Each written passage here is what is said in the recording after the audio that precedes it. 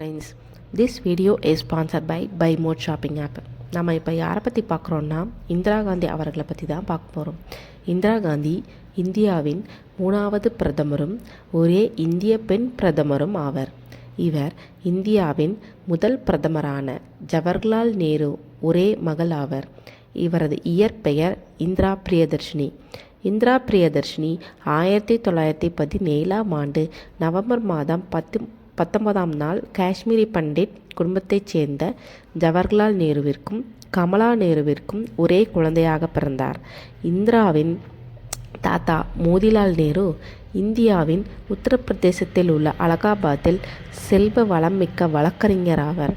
இந்திராவின் தந்தை ஜவஹர்லால் நேரு நன்கு படித்தவரும் இங்கிலாந்தில் பாரிஸ்டர் பட்டம் பெற்றவரும் ஆவர். நேரு இந்திய சுதந்திர போராட்டத்தில் புகழ்பெற்ற தலைவர் ஆவர். இந்திரா பிறந்த காலத்தில் காந்தியின் தலைமையில் இந்திய போராட்டத்தில் நேரு நுழைத்தார். கமலா நேருவின் முழு கவனிப்பில் வளர்ந்த இந்திரா வலுவான பாதுகாப்பு உணர்வையும் தனிப்பட்ட பண்பையும் வளர்த்து கொண்டார். 1936இல் இந்திராவின் அன்னை கமலா நேரு காச நோயால் பாதிக்கப்பட்டு மரணமடைந்தார். அப்போது இந்திராவிற்கு வயது 18.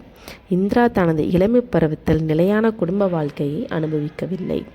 இங்கிலாந்தில் ஆக்ஸ்போர்ட் பல்கலைக்கழகம் சோமெர்வெல்லி கல்லூரியில் படித்து கொண்டிருந்த போது 1930களில் லண்டனை மையமாக கொண்ட தீவிர சுதந்திரத்திற்கு ஆதரவான இந்திய குழுவின் உறுப்பினராக குழந்தை பருவத்தில் இருப்பதை போன்று தந்தையுடன் நீண்ட கடிதங்கள் மூலம் அவரின் தொலைதூர உறவையும் தக்க வைத்து கொண்டிருந்தார். அரசியல் குறித்தும் தந்தையுடன் விவாதிப்பார். ஐரோப்பா மற்றும் இங்கிலாந்தில் வாழ்ந்த ஆண்டுகளில் அரசியலில் செயல்பட்டு வந்த ஃபெரோஸ் காந்தி என்ற பார்சி இளைஞரை சந்தித்தார். இந்திரா மற்றும் ஃபெரோஸ் காந்தி இந்தியாவிற்கு திரும்பிய போது காதலர்களாக இருந்தார்கள். மருத்துவரின் ஆலோசனை பேரில் திருமணம் செய்ய முடிவெடுத்தனர். இதை நேரு விரும்பவில்லை. மகாத்மாவின் உதவியை நாடினார். பிடிவாதமாக இருந்த இந்திரா 1942 மார்ச்சில் இந்திய முறைப்படி திருமணம் செய்து கொண்டார்.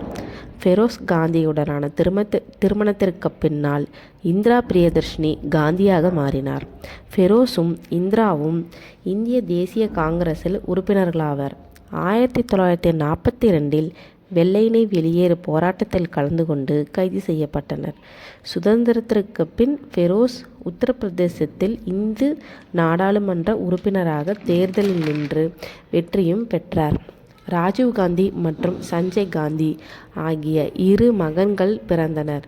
சில கருத்து வேறுபாடுகளால் 1958 வரை அத்தம்பதியினர் பிரிந்து வாழ்ந்தனர். ஃபெரோஸ் மாரடைப்பால் பாதிக்கப்பட்டிருந்த போது உடைந்த திருமண வாழ்வு மீண்டும் இணைந்தது. 1960 செப்டம்பரில் ஃபெரோஸ் மரணமடைந்தார். இந்திரா இந்தியாவின் 2வது பிரதமராக இருந்த லால் பகதூர் சாஸ்திரியை தொடர்ந்து சில நாட்கள் தற்காலிகமாக பதவி வகித்த குல்சாரிலால் நந்தாவிற்கு பின்னர் ஜனவரி 19, 1967இல் பிரதமராக பதவியேற்ற இவர் மார்ச் 24, 1977 வரை பதவியில் இருந்தார். 1977இல் நடைபெற்ற பொதுத் தேர்தலில் பெரும் தோல்வியடைந்த இவர் 3 ஆண்டுகளுக்கு பின்னர் நடைபெற்ற தேர்தலில் மீண்டும் வெற்றி பெற்றார். 1984 ஜனவரி 14 மீண்டும் பிரதமராக பொறுப்பேற்று கொண்ட இவர் 1984இல் கொலை செய்யப்படும் வரை பதவியில் இருந்தார். தொடர்ந்து இடம்பெற்ற படை நடவடிக்கைகள் இந்திராவை சீக்கியர்களின் கோபத்திற்கு உள்ளாக்கியது. சத்வந்த் சிங் மற்றும் பீண்ட் சிங் என்னும் சொந்த பாதுகாவலர்களே இந்திராவை சுட்டுக் கொன்றனர்.